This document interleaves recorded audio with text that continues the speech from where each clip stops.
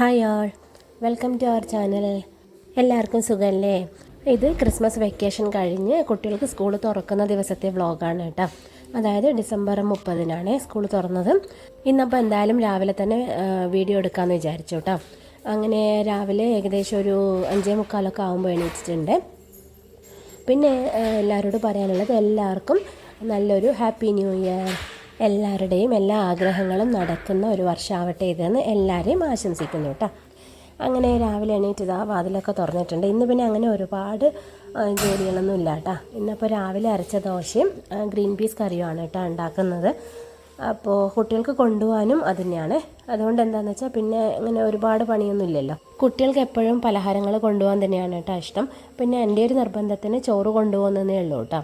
അപ്പോൾ ഇന്ന് അങ്ങനെ ദോശ മതി എന്ന് പറഞ്ഞതുകൊണ്ട് പിന്നെ ഏതായാലും ഞാൻ വിചാരിച്ചു ഇന്നിപ്പോൾ സ്കൂൾ തുറന്ന ദിവസമല്ലേ, അപ്പോൾ നമ്മൾക്ക് ഒന്നൊന്ന് ആ ഒരു സ്റ്റാർട്ടിങ് ട്രബിളൊക്കെ മാറി വരട്ടെ എന്ന് വിചാരിച്ച് പിന്നെ ഏതായാലും അങ്ങനെ ദോശ കൊണ്ടുപോട്ടെ എന്ന് വിചാരിച്ചു. കുറേ ദിവസത്തിന് ശേഷം രാവിലെ എണീറ്റ് എല്ലാ പണികളും ചെയ്യുമ്പോൾ നമുക്കും ഉണ്ടാവില്ലേ ഒരു എന്തോ ഒരു മടി പോലെ ഉണ്ടാവുമല്ലോ. അതുകൊണ്ട് ഞാൻ വിചാരിച്ചു ഏതായാലും ഇന്ന് കുട്ടികൾ ദോശയും കറിയും കൊണ്ടുപോട്ടെ എന്ന് വിചാരിച്ചു കേട്ടോ.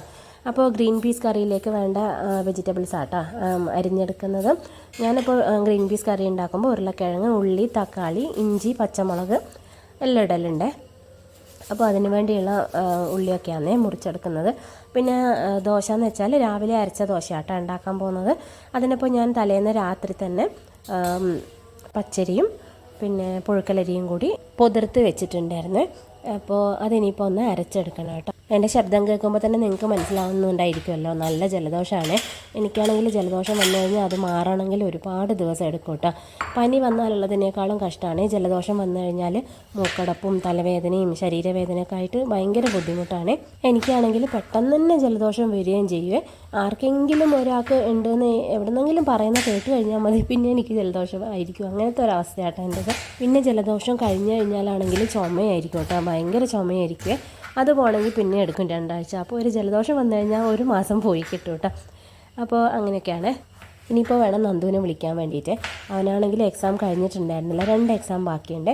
അപ്പോൾ അതുള്ളത് കൊണ്ട് കുറച്ചൊക്കെ പഠിക്കാനൊക്കെ ഉണ്ട്. വിളിച്ചാലാണെങ്കിൽ എണീറ്റ് വരാൻ കുറച്ച് സമയം എടുക്കും കേട്ടോ. പ്രത്യേകിച്ച് ഇപ്പോൾ വെക്കേഷനൊക്കെ കഴിഞ്ഞതായതുകൊണ്ട് എണീറ്റ് വരാൻ കുറച്ചൊരു മടിയായിരിക്കുമല്ലോ പൊതുവേ കുട്ടികൾക്കൊക്കെ, അല്ലേ? അങ്ങനെയല്ലേ? പിന്നെ ചെറിയ തണുപ്പും ഒക്കെ ആകുമ്പോൾ എന്തായാലും ഒരു മടി ഉണ്ടാവും. നമുക്ക് വലിയവർക്കായാലും അങ്ങനെ തന്നെയല്ലേ അല്ലേ?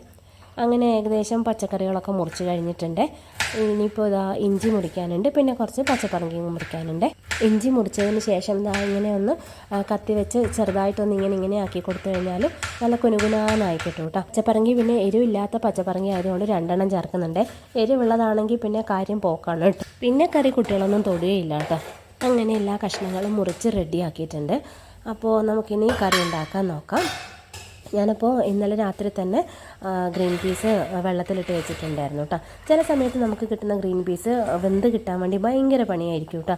ഇപ്രാവശ്യം കിട്ടിയത് എന്താണെന്ന് അറിയില്ല, നല്ലതായിരുന്നു കേട്ടോ, പെട്ടെന്ന് വെന്ത് കിട്ടുന്നതായിരുന്നു. ഇടയ്ക്ക് ഒരു 1-2 പ്രാവശ്യം വാങ്ങിച്ചിട്ടുണ്ടായിരുന്നു ഗ്രീൻ പീസ്. അതൊന്ന് കുക്കായി കിട്ടാൻ ഒരുപാട് കുക്കറിൽ വിസിലടിക്കേണ്ടി വരുമായിരുന്നു കേട്ടോ. അപ്പോൾ ഞാൻ പിന്നെ കുറച്ച് നാളിത് വാങ്ങാണ്ട് നോക്കുമായിരുന്നു. പിന്നെ ഇപ്പോഴൊക്കെ കിട്ടുന്നത് നല്ലോണം വെന്ത് കിട്ടാറുണ്ട്. അപ്പോൾ ഞാനതിലേക്ക് കുക്കറിലേക്ക് ഗ്രീൻ പീസ് ചേർത്ത് കൊടുത്തിട്ടുണ്ട്. പിന്നെ കഷ്ണങ്ങളൊക്കെ ചേർത്തു. പിന്നെ അതിലേക്ക് മഞ്ഞൾപ്പൊടി, മുളക് പൊടി, മല്ലിപ്പൊടി, കുറച്ച് കുരുമുളക് പൊടി, കുറച്ച് ജീരകത്തിൻ്റെ പൊടി, സാധാ ജീരകത്തിൻ്റെ പൊടിയും ചേർത്ത് കൊടുക്കുന്നുണ്ട്. ഈ ഒരു ഗ്രീൻ പീസ് വേവായിക വേറെ ആർക്കെങ്കിലും തോന്നിയിട്ടുണ്ടോ? നിങ്ങൾക്ക് ആർക്കെങ്കിലും തോന്നിയിട്ടുണ്ടോ? അങ്ങനെ പൊടികളൊക്കെ ചേർത്ത് കൊടുത്തിട്ടുണ്ട്. പിന്നെ ഇനിയിപ്പോൾ കുറച്ച് ഉപ്പും കൂടി ചേർത്ത് കൊടുക്കണം. പിന്നെ ഗരം മസാലയും കൂടി ചേർക്കാനുണ്ട് കേട്ടോ. പക്ഷേ ഞാനത് ഇപ്പോൾ ചേർക്കുന്നില്ലേ, അത് ഗ്രീൻ പീസ് വെന്തതിന് ശേഷം മാത്രമേ ചേർക്കുള്ളൂ. തേങ്ങാപ്പാലൊക്കെ ചേർത്ത് കൊടുക്കും. ആ ഒരു സമയത്ത് ഗരം മസാലയും കൂടി ചേർത്ത് ഒന്ന് തിളപ്പിച്ചെടുക്കുക കേട്ടോ ചെയ്യാം. പിന്നെ കുറച്ച് പെരിഞ്ജീരകത്തിൻ്റെ പൊടിയും കൂടി ഞാൻ ചേർത്ത് കൊടുക്കുന്നുണ്ട് കേട്ടോ. കുറച്ച് ഉപ്പും കൂടി ചേർത്ത് കൊടുത്തിട്ടുണ്ട്. ഞാൻ മുന്നേ ഒന്നും ഇങ്ങനെയുള്ള ഈ ഗ്രീൻ പീസ് അല്ലെങ്കിൽ കടലയൊന്നും ഉണ്ടാക്കുമ്പോൾ വേവിക്കുമ്പോൾ ഉപ്പ് ചേർക്കുന്നുണ്ടായിരുന്നില്ല കേട്ടോ. ഇപ്പോൾ ഞാൻ പക്ഷേ ചേർക്കാറുണ്ട്. മുന്നേ എനിക്ക് അത് വെന്ത് കിട്ടുമെന്നൊരു പേടിയുണ്ടായിരുന്നു. പിന്നെ അത് മനസ്സിലായി കുക്കറിലാകുമ്പോൾ എന്തായാലും വെന്ത് കിട്ടുമെന്ന്. അതുകൊണ്ട് പിന്നെ ഇപ്പം ഞാൻ ചേർക്കാറുണ്ട്. അപ്പോൾ ഞാൻ ഇതെല്ലാം റെഡിയാക്കിയിട്ട് ഇൻഡക്ഷനിലേക്ക് വെച്ചിട്ടുണ്ട്. അപ്പോൾ അതൊന്ന് വേവട്ടെ. അപ്പോൾ ആ സമയം കൊണ്ട് ഞാനിത് അവിടെയൊക്കെ ഒന്ന് തുടച്ചെടുക്കുന്നുണ്ട് കേട്ടോ. കുറച്ച് വെള്ളമൊക്കെ ഉണ്ടായിരുന്നു, അപ്പോൾ അതൊക്കെ അപ്പോൾ തന്നെ തുടച്ചാൽ പിന്നെ ആ ഒരു പണി കഴിഞ്ഞാൽ. അപ്പോൾ അടുത്ത പരിപാടി വെള്ളം കുടിക്കലാണ് കേട്ടോ. ഒന്നുകിൽ ചിയാ സീഡ്സിൻ്റെ വെള്ളം അല്ലെങ്കിൽ ശംഖുപുഷ്പം അങ്ങനെ എന്തെങ്കിലുമൊക്കെയാണ് കുടിക്കൽ. അപ്പോൾ ഇന്ന് ശംഖുപുഷ്പമാണ് കുടിക്കാൻ വേണ്ടി പോകുന്നത്. അതിലേക്ക് കുറച്ച് നാരങ്ങയും കൂടി പിഴിഞ്ഞൊഴിക്കുന്നുണ്ട്. എപ്പോഴും ഞാൻ രാവിലെ എണീറ്റ് അടുക്കളയിലേക്ക് വന്നു കഴിഞ്ഞാൽ അപ്പോൾ തന്നെ വെള്ളം കുടിക്കുകയാണ് പതിവ്. പക്ഷേ ഇന്നിപ്പോൾ കറിയൊക്കെ ഉണ്ടാക്കേണ്ടതുകൊണ്ട് അതൊക്കെ ഒന്ന് വേവിക്കാൻ വേണ്ടി വെച്ചതിന് ശേഷം കുടിക്കാമെന്ന് വിചാരിച്ച് കുറച്ച് ലേറ്റ് ആയിട്ടുണ്ട് കേട്ടോ. ഇനിയിപ്പോൾ നമുക്ക് ദോശയ്ക്കുള്ളതൊന്ന് അരച്ചെടുത്താലോ.